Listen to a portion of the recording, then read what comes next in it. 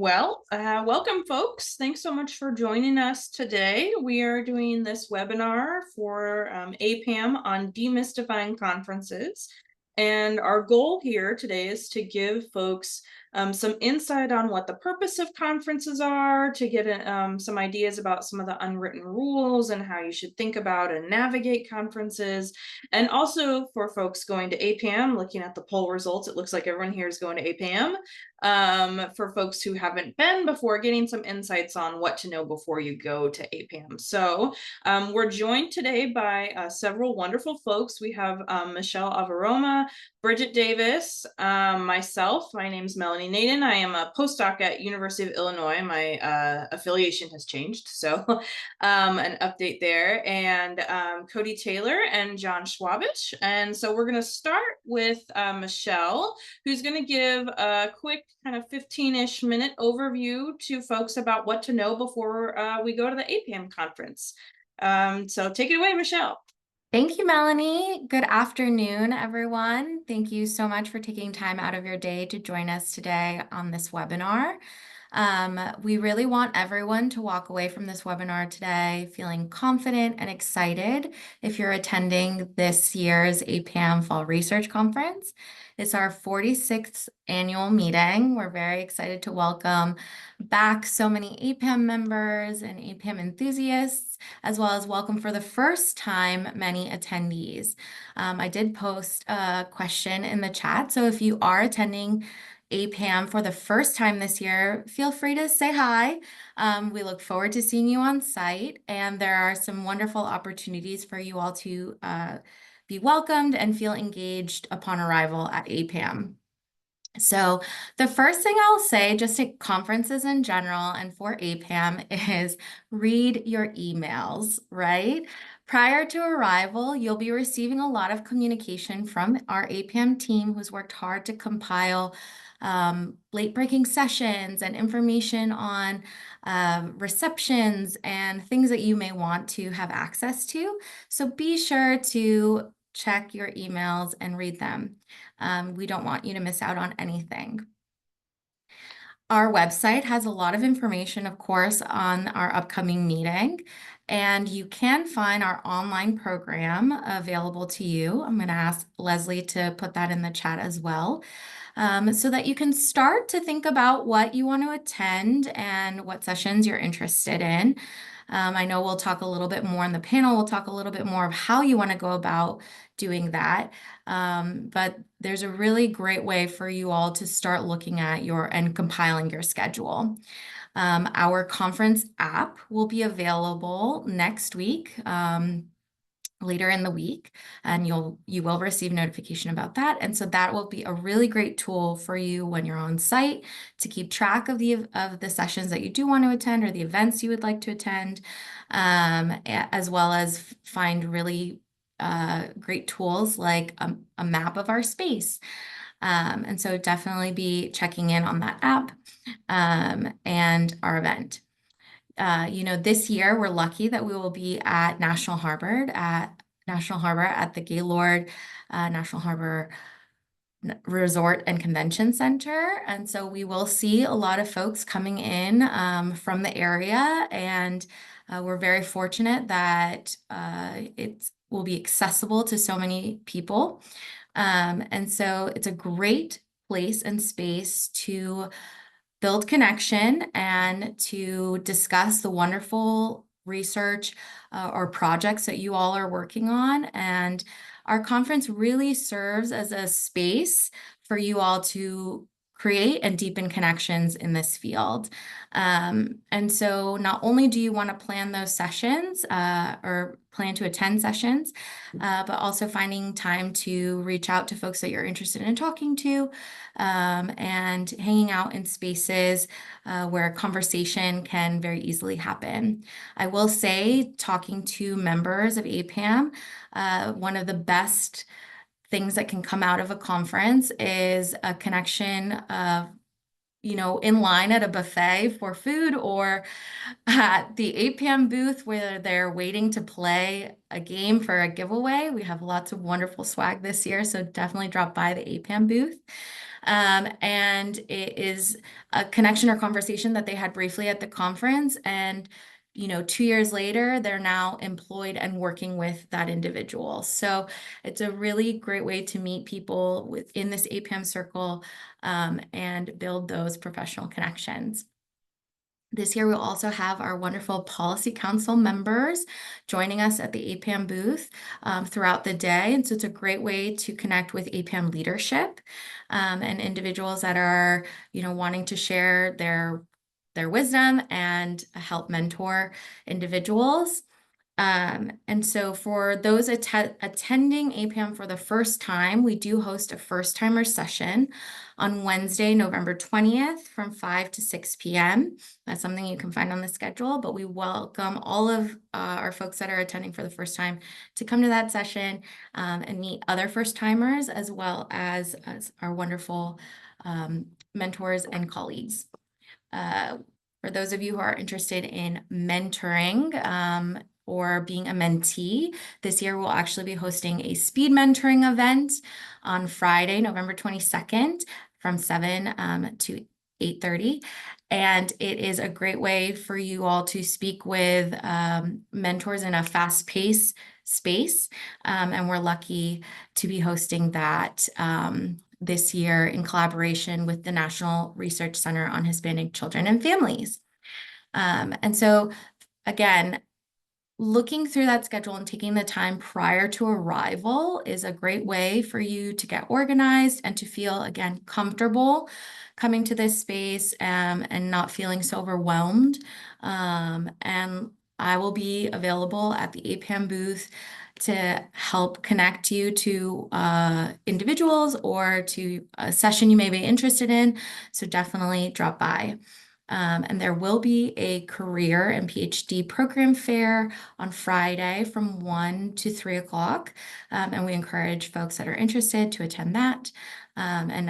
It is RSVP required, so definitely look on our website to make sure that you can attend that. And I'm happy to be here today and help answer any questions, especially during that Q&A portion. But there are lots of opportunities for you to get engaged at APPAM 2024. Great. Thank you so much, Michelle. So we're going to move in now to a panel discussion with John, Cody, and Bridgette Davis, who is running a little bit late because they were teaching today. And if there's any APPAM specific questions, I think Michelle can jump in and answer stuff at that point as well. So we're going to do the panel discussion with our panelists for about 50 to 55 minutes, and then we'll have an open Q&A portion after that for folks in the audience. If you have questions you want to put in the chat or you want to speak up after we do the panel discussion, please feel free. So for our panelists, I've got a few questions we can kind of go through, and folks should feel free to jump in as they see fit. So I want to just start us off with what is the purpose of conferences? Why do you folks think we should go to conferences? Why should you present at conferences? And what might you get out of attending?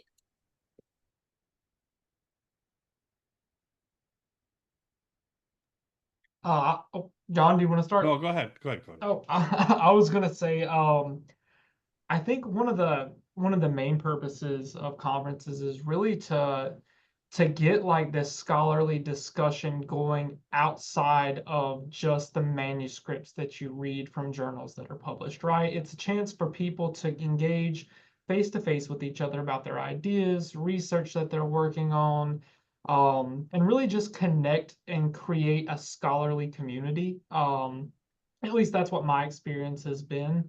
And so really it's this chance to network and meet all of these fascinating people. I don't know if any of you know Kathy Lopez or not. I met her at my very first APPAM conference, and I'm really excited to, be able to reconnect with her this coming one in November. Other than that, our chats that are just, on LinkedIn, how are you doing? Or, congrats on this or congrats on that. But really, it's a way to exchange ideas, get feedback on research that you're working on if you're presenting. And so, yes, that's one of the main reasons to present is get feedback and some really good points or some changes you might want to make on research that you're working on, to really help raise the bar on your ongoing scientific work. That way, whenever you go to publish it, hopefully it gets accepted, right? You've already, hopefully the idea is that you present this research and it gives you time to overcome some of those reviewer two remarks before they happen. You can kind of preemptively strike at what a reviewer might, ding you for in your research.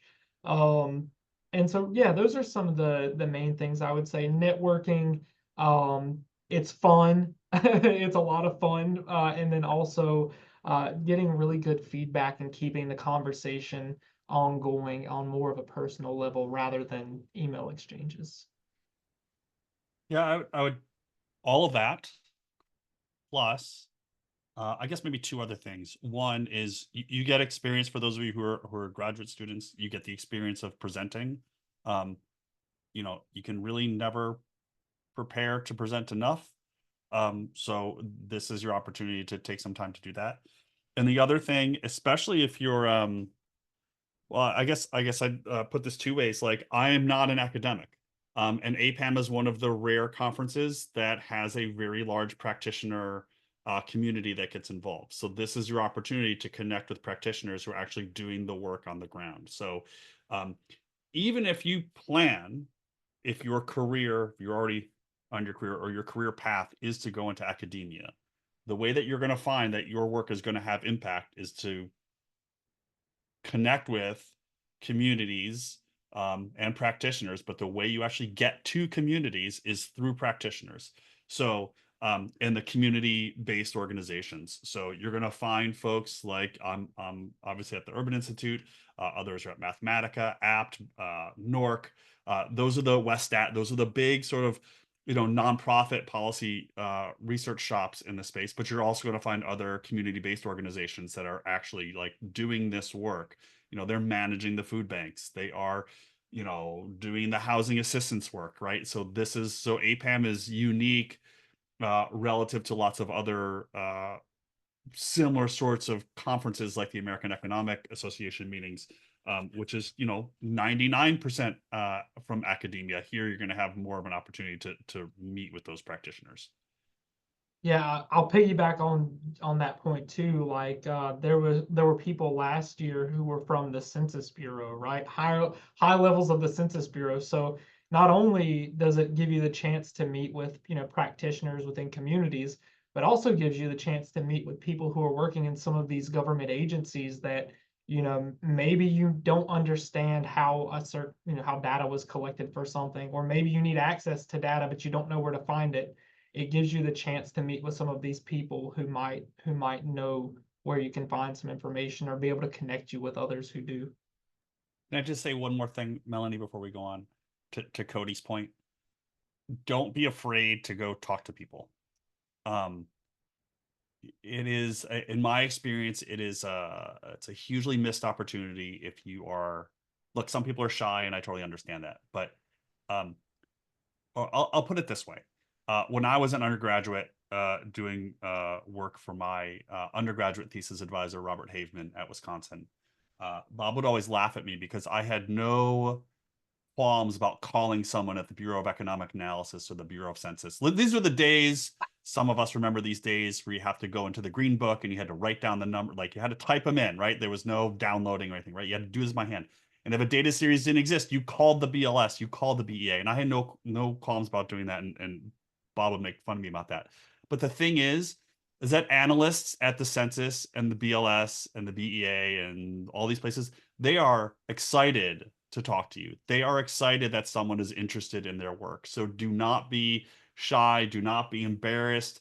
I'll put myself in this group as a former government employee. Like, we are excited that you are excited about our work. Like, that is something that people are pumped about because it means that the work is being used. Like to Cody's point, if you imagine yourself as an employee of the Census Bureau and your job is to clean the current population survey every month and make sure that this part is good and it works and it's accurate, and that's your job, And now someone comes up to you at APPAM and says, hey, I want to learn more about the stuff that you do, about the data that you create, and I'm finding this, maybe this weird thing or something. Like, that's pretty exciting. Like that. So that's a good thing. So I'll just encourage you to engage with those folks. You know, if you're working with census data, find the people who are from the census that will be there, and go to those sessions and interact with those folks, ask them questions. I can promise you that, well, I won't make any promises. Michelle has heard me make too many promises, but people will be excited to talk to you about your work, when you have questions for them. Great. I'll also just add too, for folks on the call who maybe aren't academics or aren't students, but are actually practitioners doing this for the first time. I also think it's just a really great place to get some ideas about what are people doing? What are some pilot programs or interventions that you might consider in your region or at your organization? And just a really fun intellectual space for that. So yeah, Cody. Can I say one more thing? Yeah, go ahead. Sorry. I'll say on that too, like if you are a practitioner and you need help with like you have a problem that you would like to see someone research, this is an opportunity for you to, you have a room full of, academics and practitioners, use that resource and say, hey, here's a problem that I've not found a solution for. There's nothing I can find online that talks about, this problem that I'm having. And you'll probably find someone, maybe not, but you'll probably find someone that would be like, oh, that's very interesting. I would love to research that. Can I talk more? So yeah, and then also your insight as a practitioner really helps academics understand nuance about certain like policies or programs that we wouldn't otherwise know about because we don't get to walk through that program every day. So yeah. Great. Thanks, Cody. So my next question for you all is, how do you decide which events to attend at conferences? There's lots of stuff. There's, roundtables, and there's panels, and there's social events, and there's, award ceremonies. Which pieces would you recommend folks to attend? How do they decide if they're students versus practitioners versus maybe junior faculty? How do you make those decisions? Yeah, this is a tough one. I struggle with this every year, and I don't think there's a right or a wrong answer. And so for me, there's like two tracks to think about. One is you go to the sessions in which you are currently conducting research or conducting work. That I think is how most people, I would guess, most people approach conferences like this. If you work, say, in the nutrition space, you go to all the sessions on nutrition. Depending on the year and the schedule, sometimes those sessions are all kind of clumped together. So like Thursday will be like, you'll find 500 nutrition sessions, and it can be a little frustrating because you'll be like, I want to see, Cody and Michelle talk, and they're both talking at the same time. And that is just just a lot of people doing a lot of different things. The other approach is to go find things that you are just interested in or want to learn more about. I don't think there's a right or wrong way. I guess I'll just say two things about it. One is that personally, I try to mix and match a little bit. I try to prioritize the sessions of the spaces that I'm working in. Because, I've worked with those people in the past. Some of it's a little personal. You want to just go say hi to someone you haven't seen in a year or whatever. And then obviously you want to see what the current work is in the field. That's the other one. And then I tend to go see stuff that I'm interested in, stuff I maybe have been thinking about but don't know much about. I will say I tend not to go to the formal luncheons.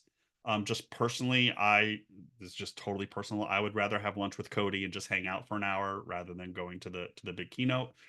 But I will say I do try to make a point of going to the happy hours. I don't know when they are this year. My schedule, I haven't looked. They're all on my calendar, but I haven't looked right now. But like, I try to hit those. Again, great to reconnect with folks that you haven't seen in a while. So I don't know if Cody, if you have a different strategy. Yeah, no, I would say at least from my experience so far, and I've been to plenty of conferences now, the happy hour, I think, in terms, if you're a student or if you're there because you need to network, you're trying to find a job, I think that the happy hour is probably the most important thing besides the session you're presenting at. So whatever session you're presenting at, yes, that is the most important thing. The happy hour is where all of the networking takes place. People are relaxed, they're eating, they're drinking, they're happy. You're talking and just having a great time. And you get to, move around and just talk to all sorts of different people. So the formal luncheon, yeah, I agree. That it's a good time. You get to see people get awards, but the ability for you to really network with the people around you is limited in the formal luncheon. But that social happy hour is extremely crucial for people that are on the job market, especially. And if you're a student, you get free, a couple free food items, a free drink, couple free drinks maybe. So you can save some money that way. But then I would say in terms of sessions, because yes, we go to attend and observe these sessions and observe research being done, right? The way that I do it is I look at who's presenting and is there a scholar that I cite a lot in my work, right? That I haven't met yet. So like I've been trying to track Stephanie Moulton down for years now. And every time I'm at a conference with her, I'm always presenting at the same time she is. And so I've never been able to meet Stephanie. And then she was at a conference I was at this last spring, and again, I was presenting, she was presenting, and I thought I was going to hunt her down at the social hour, and she didn't attend. Or maybe if she did attend, I couldn't find her in the crowd. So that's how I tackle it. I look at an author that I cite heavily and haven't met yet, because I want to go and have a conversation with that person because I'm really excited about their research. Or similarly, if there is someone from an agency or some organization where you use their data a lot, or you're interested in working with them, go to their sessions. So that's kind of how I approach it. And then, yeah, lastly, it's other things that I'm interested in, but might not be quite my space, but I still think it's fascinating research. So that's kind of how I tackle it. It's the conference the presentation that I'm doing, the happy hour, who I want to meet. Great. I want to add really quick to when I went to APPAM for the first time, I was really nervous for folks where like there's two sessions you want to go to at the same time, and I was like, is it appropriate for me to like do one for half an hour and go to another one? That is totally normal. People do it all the time. So if there's maybe two folks you really want to see, you can sit in the back of the room and exit quietly between speakers, but that's totally a kosher thing to do. So I wanted to share. John, I saw you unmute on something to say something else. Yeah, both of you. So to Melanie, to your point, also if you're speaking and someone leaves, don't take it personally. They may just be going to another session. Like it's not, I mean, it could be you, but it's not you. Don't think of it as you. Let's put it that way. They might just be going to another session, or they have an email. Like it's still a work week. Like that's the other thing to remember. Same thing goes if I'll be there on Saturday. If you're presenting on Saturday, like you've spent 3 days or whatever out of the office, like Saturday's a day to catch up. So like, don't worry about that. And the other part I would recommend is to check out the exhibition hall. Well, two other things I would recommend. So the exhibition hall, especially the last day, because that's when the booksellers tend to put everything on sale. So just the booksellers don't want to bring stuff home with them. So they tend to like try to give stuff away. So if you're trying to get like free stuff, that's the time to go. And I think Michelle can probably talk to this more than I can, is on the community groups. So this is a relatively new addition to APPAM. So these you can think of them more like meetups. And I'll be co-hosting the data science meetup, but there's like a whole slew of them. And well, maybe Michelle, you should talk more about that, because last year there was like a little like area that you could go, like there were couches and stuff, but I don't know how it's going to be set up. Yeah, so APPAM does host APPAM communities, which are topic specific or area specific community gatherings for folks interested in, say, for example, community engaged and participatory data researchers, data science, as John mentioned. We have women in economics. So there are these spaces where you'll be able to gather and meet other individuals that are a part of that group. Those are scheduled, and I did put the link in the chat, so you can just take a look at the APPAM community offerings that we'll have this year, and you can build that into your schedule. And those groups also communicate before and after the conference each year. So it's a great way to keep in contact with individuals that you may be interested in collaborating with or learning from. And so that's a great way to continue your involvement or continue your connection to APPAM. Thanks, Michelle. And we just were joined here by Bridgette. So welcome, Bridgette. We were just talking about how you decide which events to attend at APPAM. Anything you want to add there? I would definitely underscore the community events, and specifically, right, the ones that that Michelle mentioned. A lot of them have to do with your interest or subfield area, but also like there's an LGBTQ researchers and first gen researchers, and I found both of those to be both incredibly welcoming. They also like ease, I think, a lot of anxiety and help you find people with similarities even across kind of areas of study, which I think is really nice. And it also like gets you to meet people very quickly who then you can kind of have safe spaces any room you're in, which is really awesome. So I feel like if you can dive into the community groups and then also, you know, pick out the sessions that are really aligned with your substantive interests, you're going to have a really wonderful intersection, and like both your social and emotional and like mentorship and development needs will be met kind of from all directions. So I would think a really nice balanced approach is how I would recommend it. Great. So let's move on to the next question here, but I will also add just APPAM specific, and some other conferences do this. The receptions, which it looks like are Thursday night this year. I think there's often a lot of, that's like an unspoken thing where people are like, am I allowed to go to that? Do I have to be an alumni? Or like, what is that? They're open to everybody. You can go to any of them, and there's usually like good food and free swag. So Thursday night receptions are often kind of fun, especially if you're thinking about grad school or looking, you know, you're on the academic job market. They're great places to be. So the next question I want to pose to our panelists is kind of related to how you decide which sessions to attend. And this is kind of a quicker question, but how do you navigate conference websites and conference applications and submissions and deadlines? I know every conference kind of seems to have their own rules about this. So any thoughts you want to share on that process?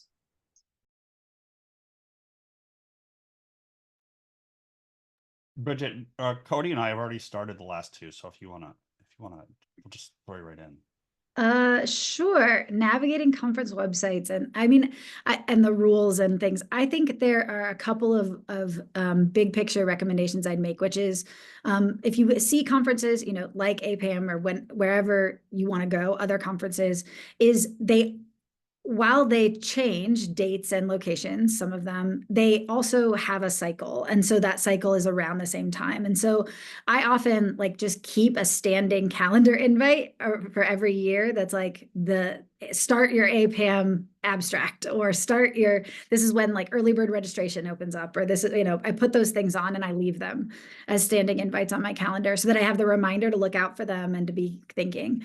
I'd say the other piece is that this is always an area, especially if you're going to be submitting, is that these are areas where you definitely want to be connecting with people who have submitted successfully there before. And hopefully you are part of some, like, you know, are going to be getting to be a part of some smaller groups of scholars who submit in your subfield or are interested in the same kind of policy areas. But they often, you know, more senior scholars are very helpful in helping you understand, for APPAM, the template really needs to look like this. So here's what reviewers are really going to pay attention to. and then, you know, as opposed to other conferences, and which of your research might be the best fit. So I'd say this is an area where you don't do it alone. The first couple times you really navigate on, you know, you rely on your community. But I think also structurally knowing if you're going to attend the same 3 conferences every year, putting those events on your calendar so that it's just there and you kind of use it as a developmental way to get work ready and moving through your pipeline. I would just add, yes, yeah, I mean, absolutely to all of that.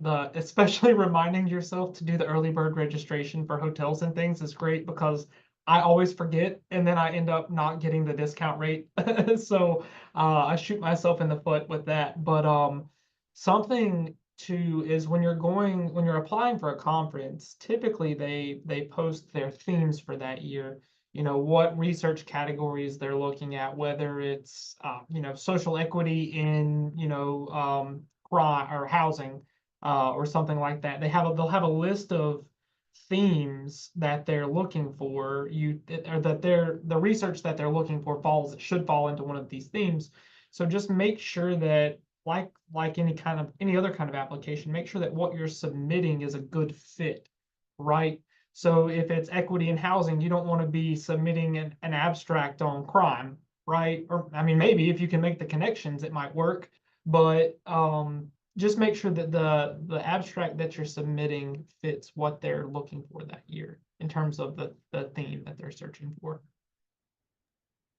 I'll add maybe one more thing, which is, in my experience, submitting a paper on its own to conferences rarely works. Most of the conferences in the field are volunteer driven. So, and I was on the methods, I co-chair the methods committee this year. Like, it's hard enough for volunteers to pull these sessions together. Putting random papers together is hard, if not impossible in some years. So to that extent, like, you're doing your research, you know who else is in the field, like, reach out to folks. You know, again, as Bridgette mentioned, like, kind of get your calendar in order and start reaching out to folks. You know, the AEAs happen in early, as an example. Well, I could do that. So APPAM happens in November. The call opens up in March, April. It's looking due at in this. April usually, so this is It's another due in one that's on my April. calendar all the time. Due in April. Yeah, right. So basically, like, after APPAM this year, you want to start thinking about next year. Like that's a really far way out. But remember, what you are going to be proposing in April is a paragraph, right? And so you don't have to have final results in April of 2025 or November of 2025. You just need to have a paragraph. And if you have your 4 speakers, 2 discussants in chair ready in January, like, you are golden, because then you're ready to submit. So again, I know many folks are reluctant to just start reaching out to folks, but that is how you get into how you get good sessions into good conferences. So you have to be aggressive and assertive. I won't say aggressive, assertive. You have to be assertive to get, you know, to be successful in getting its stuff into conferences. Yeah, and I will say, I'll add, you know, once submissions do open in February, we do offer a single paper listing where we post everyone who is submitting their papers. So you can construct sessions from those single paper listings. It's a great way to meet collaborators, new people, connect, and everyone is eager to present at the conference. So you shouldn't feel any nerves, you know, reaching out to people and constructing sessions that way. Yeah, I would just add, and this is even maybe earlier than even what John said, but is actually, like, when you start to be in presentations and you realize that you and the same audience members are in the same presentations, and you start, like, you know, after the presentation, you walk out of the room and you're talking to each other about the things that you saw. That's really a great way to start saying, oh, we should do, like, I use archival methods, or I use this thing. Let's all talk about, let's do a panel for next year, and just start talking about it with people that you're meeting that have a substantive interest. Because number one, those, like, those are much low stakes networking, but they're also substantive networking, like ways to have conversations about the work and about what a symposia could look like. And often those in-person conversations can plant a seed, and then you say, I'll follow up email, and you have something to email about, which is really nice. You're not just randomly emailing, and it really kicks off from there. And you can say, I'll follow up with you in January. I know the holidays are coming up, but like, and then you really, make it happen. But I think really making those informal connections with people that you kind of keep seeing because you're interested in the same kinds of work is a really good way to do that. I just want to I would say +1, but +2 that with an exclamation point. Like, that's great advice. Super good advice. And the connections that you make, once you've got those, I'm like, is this kind of cheating? Maybe, but Bridgette knows I've like 3 years in a row had a couple of the same characters on different panels, right? That you find people that think about work the same way you do, or use methods the way that you do, or are focused on the same kind of topic. Then you can kind of piece together panels more easily. I think the first time you do it's the hardest, and once you've started making those connections, you'll see who is showing up to these panels regularly, who's interested, and you can go from there. Great. So the next thing, we've already kind of gotten into this. The next question I had was best tips for writing conference abstracts. So we've gotten some tips about how to think about panels and not just submitting a solo paper, but in terms of writing your abstract and or writing a panel or a symposium abstract, what are your best tips and tricks for that process?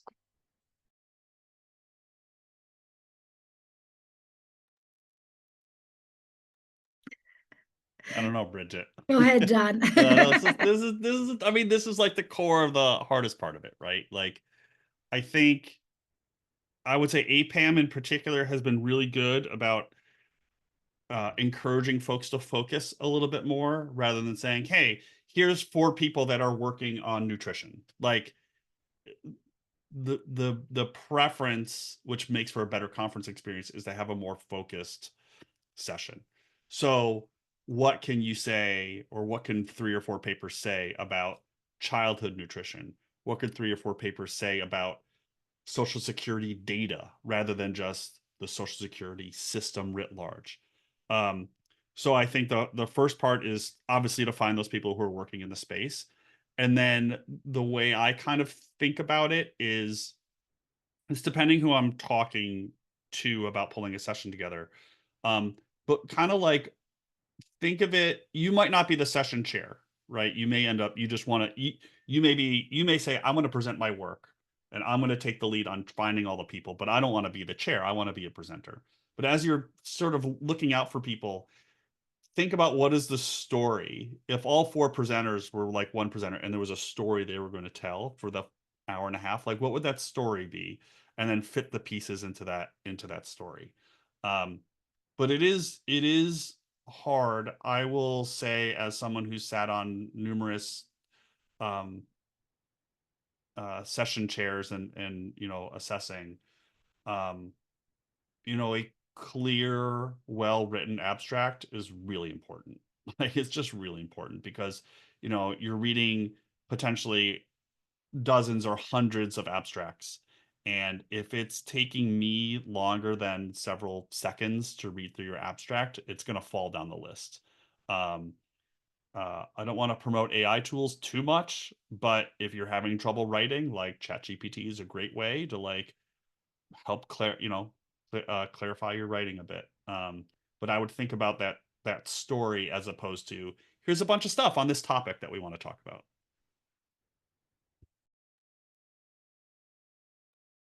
I was gonna say, yeah, I don't normally pull panels together. I'm normally the person who's submitting a paper.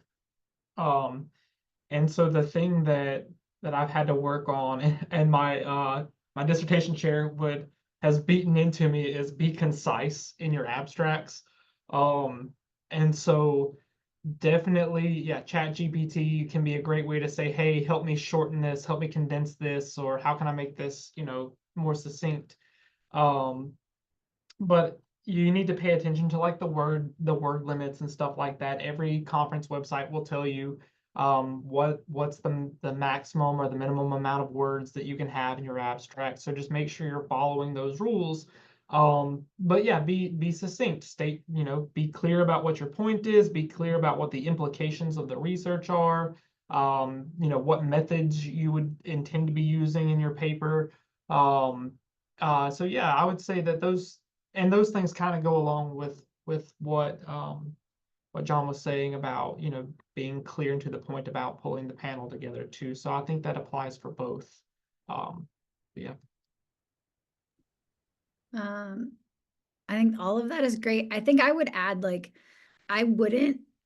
if I were doing this the first couple of times, my strategy was not to be the person pulling them together. Like, both like asking your mentors or people you work with on research teams, could we submit something? Do you know somebody else who might want to help pull this together? Like, I think really letting people who've been at the conference a couple times do that, but saying, like, are you submitting something to APPAM? Do you have a complete panel yet? I'd love to join your panel. I have a paper on blank, right? That you can sometimes have a draft abstract to send them. That usually really helps, especially if you're reaching out early, as John noted. Like, oftentimes if you're reaching out in January, there will be other senior scholars or like pre-tenure, but at, experienced scholars at APPAM or at any other conference that are thinking about it, but don't have it all together yet and would love an extra paper, like would be really happy to fill out their panel. That's actually really helpful. And so, but I would say, like, really learn a lot by watching that process and how that person navigates that system, how they give you feedback, how they collect papers, what ends up happening once they collect the abstracts to write up the overview symposium. Like, it's a really great opportunity to kind of like be a participant observer in the process the first couple times. And I think you'll have a lot better success. And then in terms of actually writing your abstracts, not only the concise, but I think also like really put in those firm tags, like, using blank longitudinal methods and using blah, blah, blah data source, like it just like is important to be there's no amount of too boring or straightforward that an abstract can be to like label what you're exactly up to. So that the person can really understand what you did in the study and then what your findings were. That technical information of whether that your methods made sense for your study, like, become really important. And so don't skimp on that. Yeah, can I just two other things, and I may have just forgotten one of them, but pulling sessions together is not a ton of fun. Like, it's a lot of wrangling. So as Bridgette just said, like, if you can volunteer and you're like, I have a paper that I can present, or even like, I'd be happy to discuss a paper. Like, the discussant role is not like, it's not glamorous, right? But like, session chairs are always looking for people. So so being able to volunteer. And then I do remember the second one. I know you all thought I'd forget, but I didn't. To Bridgette's other point, when you submit a panel or submit a session, make sure you're submitting it to the right track.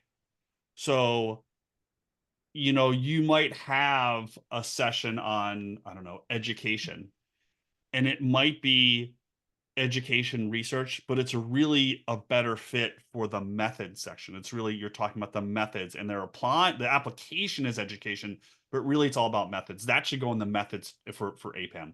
That should go in the methods track and not in the education track. So like, again, this comes back to the storytelling piece. Like, where do you want it to fit? And so if the story is, here are 4 innovative methods on working with NCES data, National Center of Education Statistics data, then that's a methods track. That's not like an education session. So it works with those. So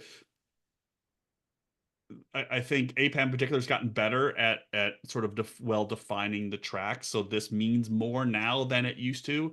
So as you start to think about building out the session, see what tracks APPAM is going to offer. They sometimes change. I think there's more like nibbling around the edges rather than like a wholesale change. Like, the core ones are going to be there next year, but like, just see what those are going to be, because you might, depending on the theme, you might find that your session would fit better in a certain track than in another track. So just another thing to think about. And I'll add to that, if you have questions on what track or policy area you'd like to see, or you think your paper belongs in, you can reach out to program chairs and ask them directly for that feedback, as well as, of course, asking for feedback on your abstract from professors, advisors, colleagues, and even a program chair if you're really interested in getting some feedback. So. And to clarify a little bit for anyone that's not been to a conference yet, because this confused me a little bit when I first started attending conferences, there are a few different methods or ways, avenues to get into participating in a conference, right? So we've been kind of mixing, talking about whether you're doing a paper or a panel. So if you are wanting to host a panel, what that means is you are coming up with like a topic idea, and you're finding that you would like there to be research talked about at the conference, right? So maybe it is methods, and then you go find people that want to write about that, and then you submit why, like John was saying, you submit why this panel is important, why this research is important, and then you're the organizer of that panel. Someone else can participate as a discussant. You can have a couple discussants if you want. And then the discussant reads the papers that are submitted, if they submit their papers in the portal, like we hope they do.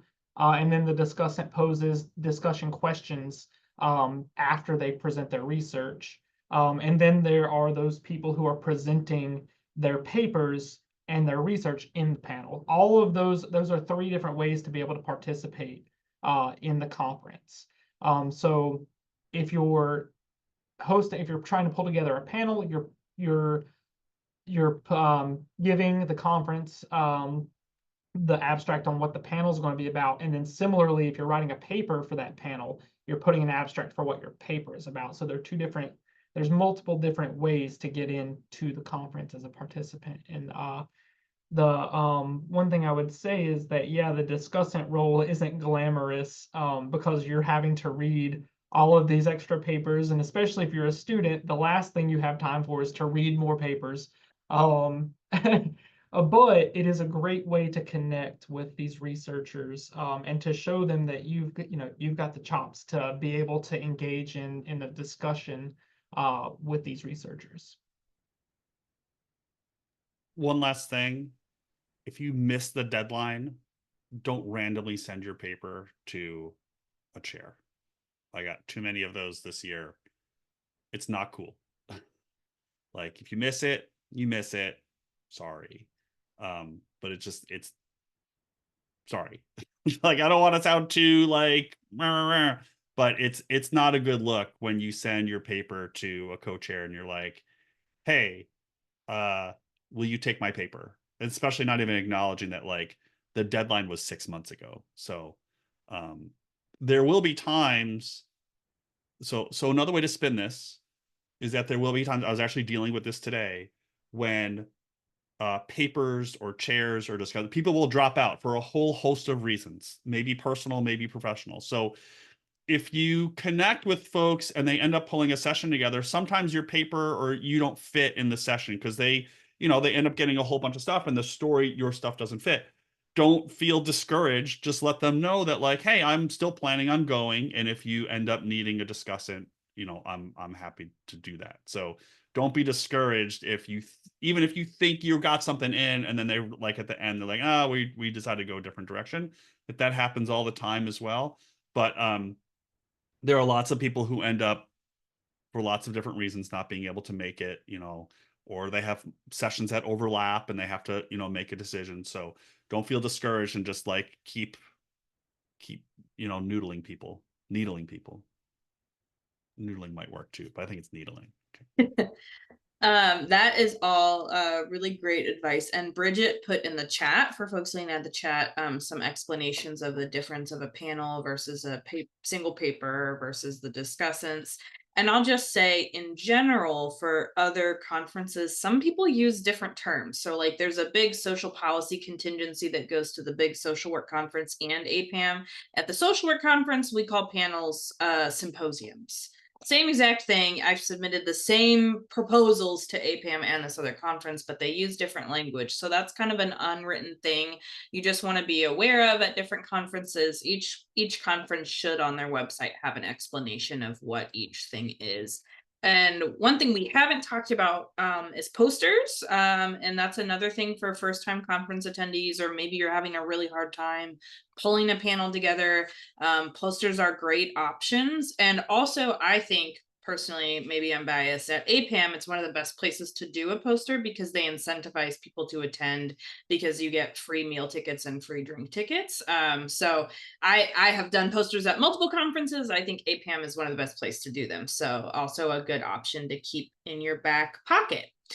So related to one of the comments I just made about unwritten rules, the next question I have for our panelists is, what are some of the unwritten rules about conferences in general? Things like how to dress, presentation norms, the terms people use for panels or discussants. What are some things that are maybe not written, but were really important as you figured out how to navigate conferences? Okay, I've got one big one. And I learned this like as a grad student. As a discussant, your role is not to present your own research. And you will find, especially the top, however you want to define top, the top folks, Bridgette, we may have actually been on a session together when someone did this. They will often, instead of discussing, they'll just say, oh, this, Cody's paper was fine, but here's my research. Don't do that. Your job as the discussant is to provide hopefully constructive, productive feedback to the presenter, and not, you can bring your own work into it, but it's not an excuse for you to give a presentation. And then the other thing this is kind of a little bit more general, and really there's no social science conferences, all conferences are bad at this. It's like, try to stay on time. Like, there's really no one ever stays on time. If you're the chair, like, it's your job, like, cut microphones off, like Walls Vance style, just cut that microphone off. No one ever does that, but like, try to stay on time. It's just it's super I find it personally, I just find it kind of offensive when my colleagues are like, I know I only have 10 minutes, but I'm going to talk for 18 minutes because I just want to. Like, that's just cutting out your time. So I have lots of other thoughts on that part, but I'll be quiet for a second.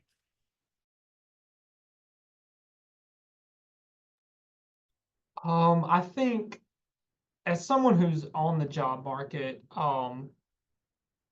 I think one of the unwritten rules about dress is when you're presenting, at least for someone who's on the job market, I look at that as like a pre-job interview. So when I present, I try to wear a tie, a jacket, dress pants. And so because you never know who has a job opening, and so I think if you're on the job market, you want to put the best the best image possible that you can, because first impressions matter, right? Now, when I'm not presenting at the conference, I tend to be a little bit more relaxed. It's like, slacks and a polo when I'm not presenting, just because I'm sitting down, I'm in the background, I'm observing, I want to be a little bit more comfortable. And most conferences that I've been to have been very relaxed.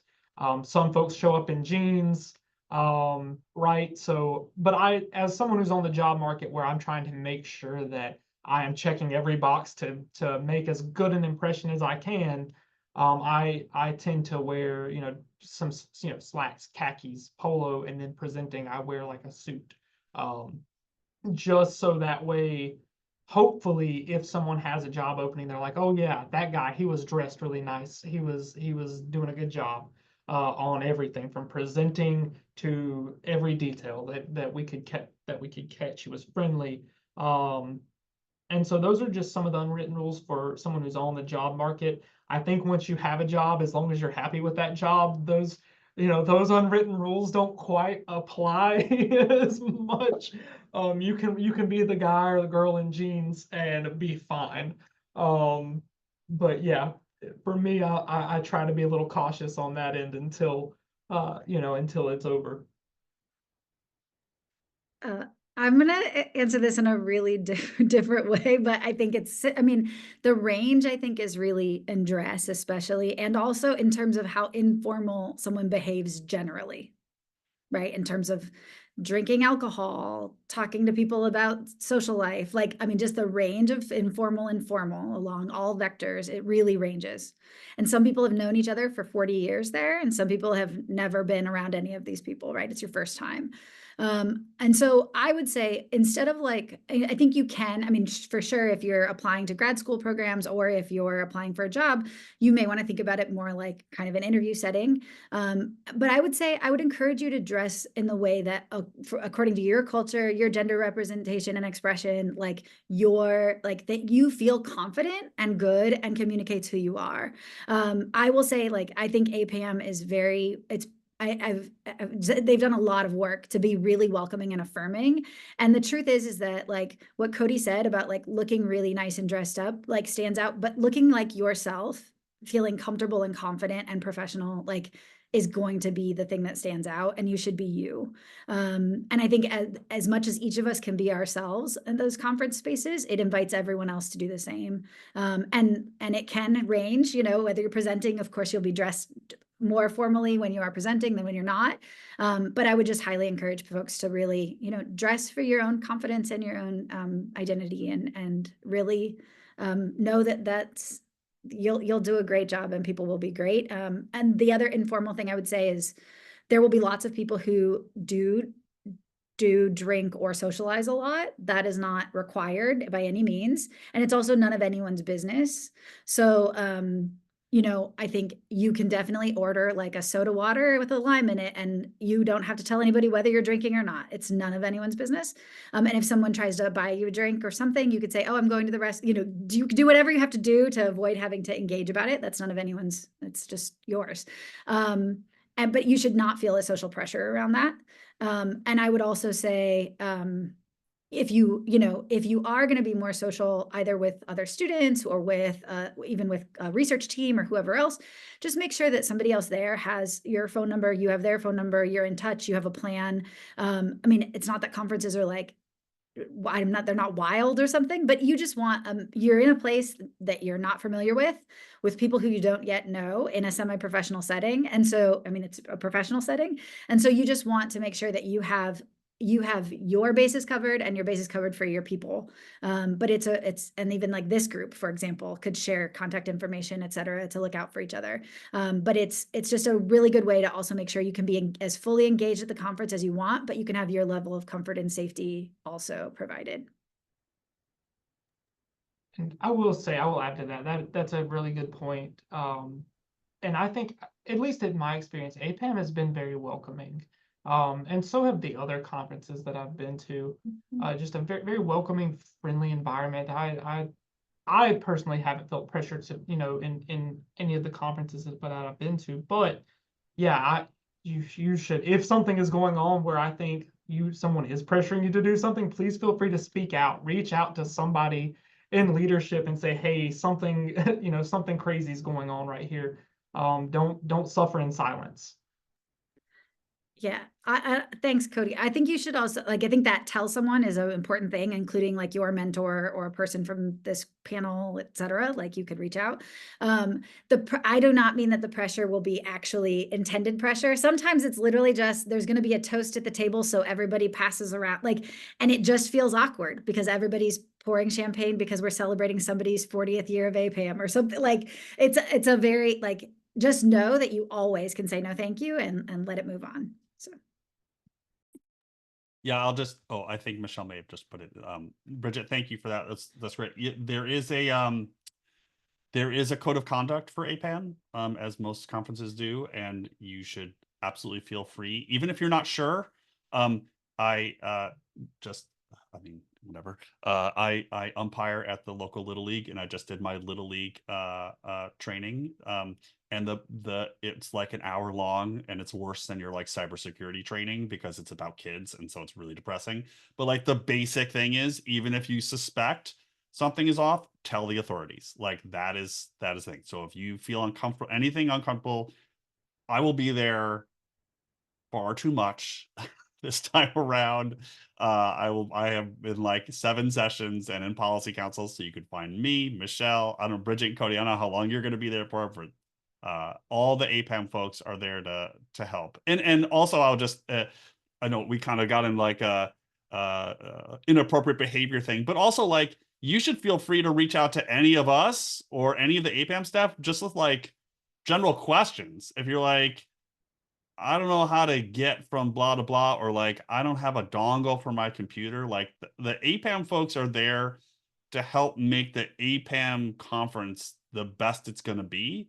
And so helping you make sure you're in the right spot with the right computer and the right thing, like that's part of making the experience great. So the APPAM staff is amazing, and you should lean on them if you need them, or lean on Cody. Bridgette and I can just watch and just I'll have be our here club for soda all of fly. your questions. But no, yeah, I think that I mean, it's such a fun time. It's kind of hard for me to think about it in any other light, that it, I can't imagine someone not having a great time at APPAM. But yeah, everybody's so friendly. It's a really good time. Yeah, it is. But folks will have name tags and things. If you see one of us, even if you just want to say hi, you should say hi. My other advice, if it's your first time with conferences, I don't know. I was really nervous my first APPAM, and there was no reason to be nervous. I was fine. It was fine. But I agree with Cody. I've always had a good time. But if you're a grad student or an early doctoral student or something, if there is a faculty member you trust, a more advanced doctoral student or something, I am a big believer in like following people around, and I probably did that my first 2 or 3 APAMs. And if you can find somebody you trust that knows where they're going, that is a great strategy. So we talked a little bit about unwritten rules with like clothing and who to talk to and kind of how to navigate social space. Any unwritten rules about presenting or slides or anything like that? You want me to read my book? Okay. So I'll say 2 things. Okay. First off, do not put your last slide to be your thank you question slide. It is objectively stupid. Okay. Because you've come, I know Bridgette just like gasped, right? Because you come to the end of your 15 minutes, right? You put up that slide and you thank you so much. Are there any questions, right?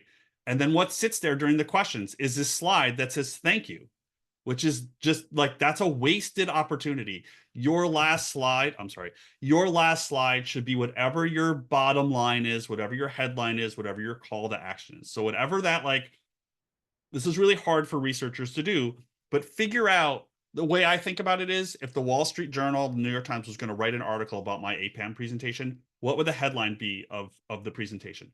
That's your last slide.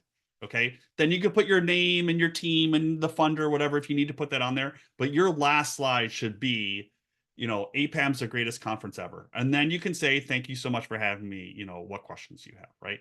So that's the first thing. I tell my students, if they use a thank you slide in class, I have the right to fail them. Okay. The second thing I would say, and this is a little bit more controversial, I think, is when I'm presenting, I always prefer to go last, which may sound strange because, as I said earlier, everybody tends to go over their time. So you have 15 minutes, and by the time it comes to you, you have 10 minutes or something like that, right? The reason I like to go last so it's 60 minutes of talks and then 90 minutes of Q&A. I like to go last because my last slide is going to be my headline, my call to action, and then it sits there for 30 minutes. And so I've always wanted just one last thing. I've always wanted to get funding to do an RCT of sessions next door to each other. The one session where the last slide says thank you and the other last slide has the message. And what do people remember when they're leaving each of the rooms? Now, no one has ever funded that before, but if there are any funders on the call, I'm happy to take your money to do that. But so last slide should be content. I have lots more to say on this topic, but that would be my like main thing for APPAM in particular. Other thoughts to add about presenting, Bridgette or Cody? I mean, I would I would say, you know, if you're nervous, you can name it and then keep moving. Like let people know that they can interrupt if they haven't, you know, if they need you to slow down. Like if there's something that's going to stop them from if you're really nervous, like just foreground that. But I think, you know, have practiced, make sure you're on time. I think if you are going, you know, depending on what room you're in and what panel you're on, sometimes going even second, some concept or some theory has already been defined. That really helps, that you can just refer to, like, as we, you know, we talked about administrative burdens in the last session. That definition is also here. I'm mobilizing it in the same way, move on. You don't need to like repeat. You can kind of get more time back for the more meaty part of your work. Sometimes that doesn't work, but that's okay. But I would just say, you know, really practice, make sure you can be really confident, clear, have good notes for yourself so that you can just stay apace. And you know, don't get really caught up in the technicalities. If anything, if you've kind of streamed over some of your things a little bit, and leave, like, be thinking, well, I bet they're going to wonder, at least have a couple of those planted where you don't actually tell them the answer to something you think they might wonder about, because you want them to have a question for you in the Q&A. So tell me about how you dealt with the variation in that variable, or tell me how you dealt with this kind of thing. And you can have pre-prepped slides in the back of your slides that help you then talk about, I'm going to talk about the variation in the independent variable in this way, or I'm going to talk about, like, and have those kinds of things that you know you want to talk more about kind of ready, or that people may have questions about. And I think just like, I think being clear that you're passionate and excited about your work is the number one way to be a compelling presenter, is just like, let yourself geek out and be into it. Everybody else is going to be more into it then too.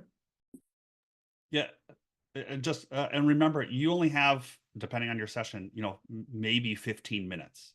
So you're not going to do your entire dissertation in 15 minutes. So figure, you know, as Bridgette said, like I always tell people, you got to practice.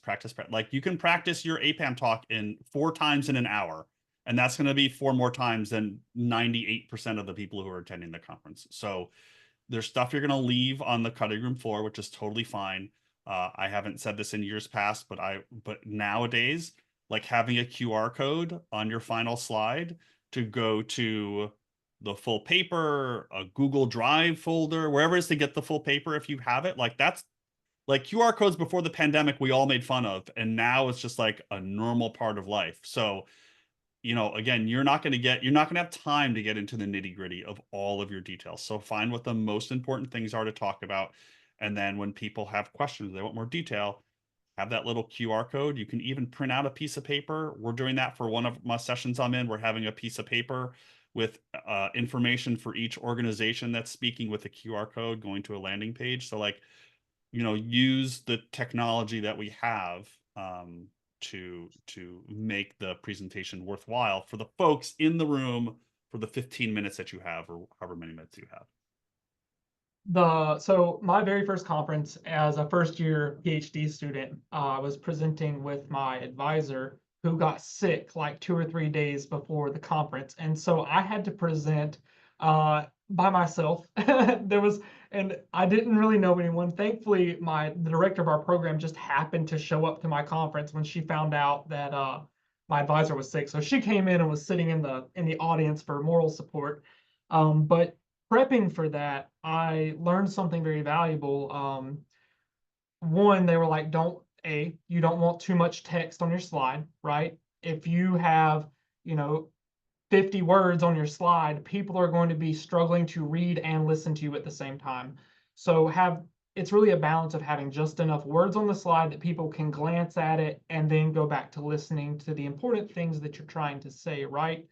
And then that process of tweaking your slides to get them to be, you know, not so dense, forces you to kind of learn the material and to be able to speak to it well, right? Without having to look at things. Because one of the worst things you can do other than go over your time limit is read directly from the slide. You know, that's awful for the audience. It's awful for you. Nobody likes it. And then last slide, QR code also to maybe your LinkedIn profile. People want to, you know, reach out to you afterwards as well, maybe in the bottom corner. But that last slide that has your, your finishing statement or whatever it is, that's just the last slide that you stop on. As Bridgette was kind of alluding to, you always have backup slides. Maybe you have your full table of descriptive statistics, or maybe you have other images or other table outputs that you didn't have time to talk about, but you anticipate people may want to see or may have questions about. So think about the questions that people are going to ask you, and then make those slides your backup slides after your quote unquote last slide. That way, instead of trying to verbalize something that might require a visual, you can just click to it. I would just add, when John said use the technology we have, like animations may be kind of cheesy, but if you're showing a regression table or other things and you're drawing people's attention to data, like don't be afraid to not use animations and get people's attention focused in a particular place. Yeah. Great advice, and we gotta move on, Cody. So we've got 15 minutes left here for questions. So folks, if you have questions in the audience, feel free to unmute yourself, put it in the chat, and our panelists will give you a response.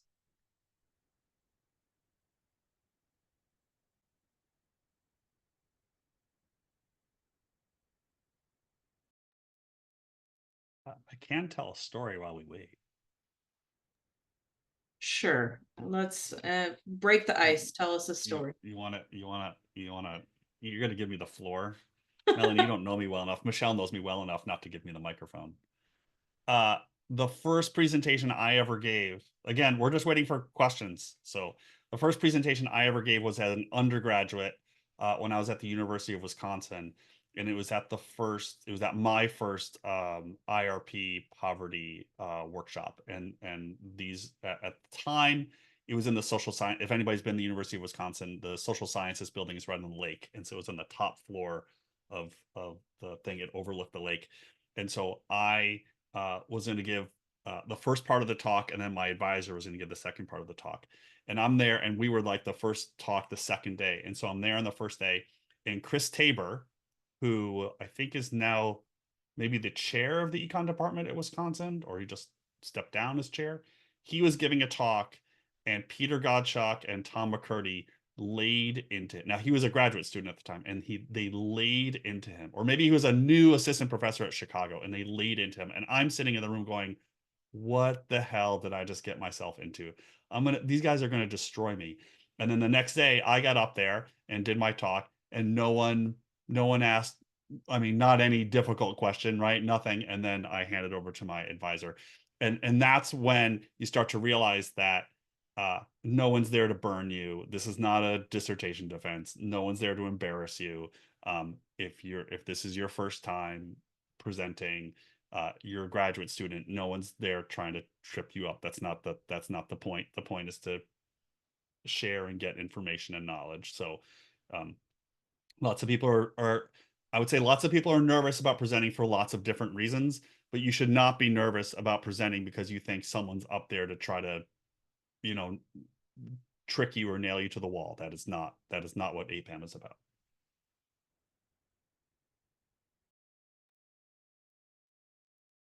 Good story. Questions? I'm gonna start playing the Jeopardy music. Mina has put something in the chat. Okay, great. More about the discussion role. So Mina's going to be attending APPAM for the first time and serving as a discussant. Any advice for how graduate students should prepare for being a discussant?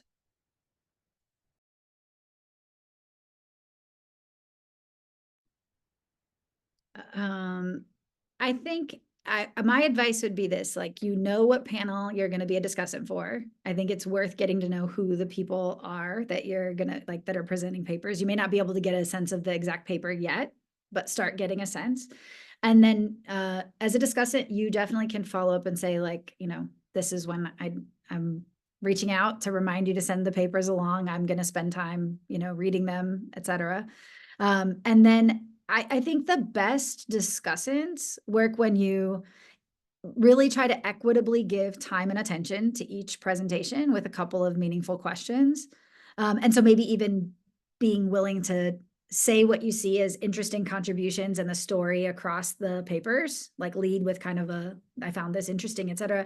I have a couple of questions for each scholar, and maybe even getting those questions out first so that then the chair can give time to answer for each one, and maybe a little equitable time. I think the more you can kind of attend to making sure that you're giving that equitable attention and ask the chair to then support with the structural upkeep of that, I think that can be really helpful. Because I think, you know, one interesting question can take the entire Q&A in a particular direction, and which can be kind of nice, but the conversation of the room will go there if it's really that compelling anyways at the end. So I think you really want to, like, you know, speak to the contributions, speak to how you see them adding to each other and being in conversation with each other, and then a couple of key questions or comments for each one. I would just add on to that.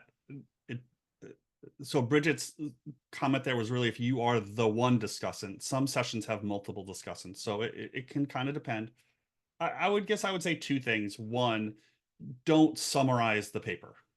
Like, you know, you're going to have 3 to 5 minutes as a discussant, and that 3 to 5 minutes goes really fast, right? The audience doesn't need to hear you summarize the paper they literally just saw. So just get into your comments. And then you might have, again, this is just like a presenter, like preparing, you might have comments that are like more in the weeds, especially if you're like really familiar with the methodology. Do not be afraid about saying to the author during your comments or just on the side that, you know, I have a bunch of other things to share. I'll just email them to you. Not all, but a lot of the papers are in process of sort of getting into journal shape. Not all of them. Some people have already submitted them. Some have already been published, which is almost defeats the purpose, but okay. You know, I think comments are really useful for people who are preparing a paper for submission, so they know, you know, if you have seen something, especially if you're like neck deep in the topic, if you've seen something, then they can try to address it before they submit. So it doesn't all have to go in your 5 minutes. You know, call out the bigger issues, and as Bridgette said, like even weaving in part of the story so that you can sort of facilitate, because it's 30 minutes of Q&A afterwards. You can sort of I don't know, like prompt a conversation, I think are really useful. But I would say that for me, the biggest one is when a discussant gets up there and they have 3 minutes and they spend like a minute and a half, like reviewing what we all just heard, is not a good use of anybody's time. Yeah, I think the only thing I would add is actually take the time to read and reflect on the papers that are submitted. You know, don't just read it once and then forget about it. Read it, you know, maybe twice.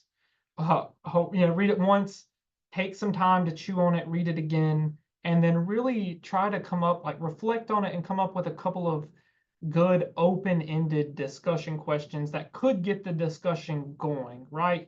You don't want to ask something that's like a yes or no question, or can you show me your table of your results?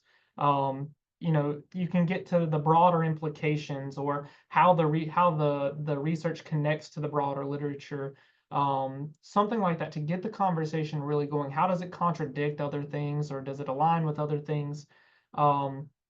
Anything that's nitpicky, or like John was saying, you know, concerns about a methodology, or you don't like the way they phrased or they structured a paragraph, those are things for an email. All of that stuff is mundane, it's boring, it's important, but it can go in an email. The point of the conference is to have a lively and interesting discussion, not talk about, you know, you didn't do the peel method or whatever it is for your paragraph. Yeah, I would also just add that a follow-up, an email with some comments or notes in a paper is really always appreciated, especially I think if you're pre-tenure or you're a junior scholar, like a student, et cetera. I think it also can show some good faith engagement if it's a senior scholar as well, but I would maybe do that differently. Like, right, acknowledge that you're a student, and so therefore, like, tell them what you appreciated about the paper and what stood out to you, or what it made you want to read more. Like, it's a way to start a conversation with them. It's not I think you want to, right, you want to be appropriately humble, not you know, you don't have to demur, but like be appropriately humble, so that you are engaging. And this is a way to start a conversation. Each interaction you ever have, right, is an opportunity to kind of show how you're going to operate as a scholar, how generous you are, how humble you are, how curious you are. And I think like those are the key things that people look for in colleagues and students. So. And to put that in terms, my wife would tell me, compliment sandwich works really well. I really like this paper because it did X, Y, and Z. Here are some critiques, and then one more compliment at the end. So compliment sandwich is a really nice way to do especially 5 minutes, right? You don't have that much time. Yeah. Great advice. Thank you, folks. And thanks for the question, Mina. I'll also say just something I didn't know about discussants. You can have slides, you don't have to. So if you want to make slides, and you can send them to folks afterwards, you can do that. It's not a requirement. So the next question we have in the chat is from Godwin, and Michelle, I think, is going to answer this question, but I want to add 2 cents. The question is about what is APPAM doing to promote diversity and inclusion for people of color? I do know specifically about the Equity and Inclusion Fellowships. I have a few colleagues who have participated in those and have had really positive experiences, and there's specific programming for that. And I also know that there are some happy hours like for queer folks or first gen folks. And I think there may be some happy hours for folks of color. So there's some things that I'm aware of, but Michelle, feel free to tell us a little more. Yeah, thank you, Melanie. And thank you, Godwin, for such a great question. You know, APPAM's always doing work to promote diversity and increase the diversity of our organization. You know, we do have the E&I Equity and Inclusion Fellowship. We do host a BIPOC APPAM communities as well that will gather this year in person at our conference. We're always looking to connect folks with mentors and individuals that, you know, really represent diversity amongst APPAM, the APPAM community. We do also host public policy camps in different places throughout the year to encourage engagement from diverse students and increase, you know, folks' engagement and access to APPAM as well. And so there are initiatives by our DEI committee that's part of our policy council as well. And so it's a great question, and you know, we're doing work to always increase diversity amongst our membership. So I would I'll like just, to add, oh, sorry, go ahead. bring people, get your friends and your peers to come to APPAM. It's a great time. The only way that we can really increase diversity is if you bring people with you, along with our efforts to reach out and recruit, right? So yes, we need to do more work, I would say, to increase the diversity, so that way you don't feel left out. But I would say one way is, you know, find a friend that can come with you to make you feel not so alone. Yeah, I would say that like this is I appreciate the comment, and I definitely understand that sentiment and experience, Godwin. And I think it's both right on each of us that belong to different marginalized communities to bring people along with us. But I think it's also it is on our senior scholars and mentors to also be ensuring that they're really encouraging students of color to go to APPAM and readying them for that experience and for that success. And so, like, you know, I'm an assistant professor. I have students in our graduate program. Every year I encourage them to apply for the Equity and Inclusion fellowship, but I also have sponsored students to attend, like with and co-present. And I think that is something that it's something that all of us that have the resources, if we're on faculty or run research teams, to be able to do. And I think, you know, yes, each of you can definitely reach out to your networks, but also be encouraging the people that have power and resources in your schools to really be encouraging students of color to go. And if you report back what was helpful, but also that you would like to see more students of color and faculty of color there, like that's an important piece of feedback that not just APPAM should get, but all of us that make the APPAM community can really be a part of making that happen.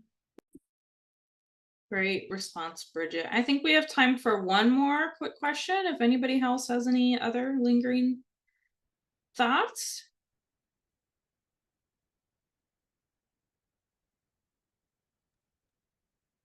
I might say just one more thing. This is totally random, but just popped in my head.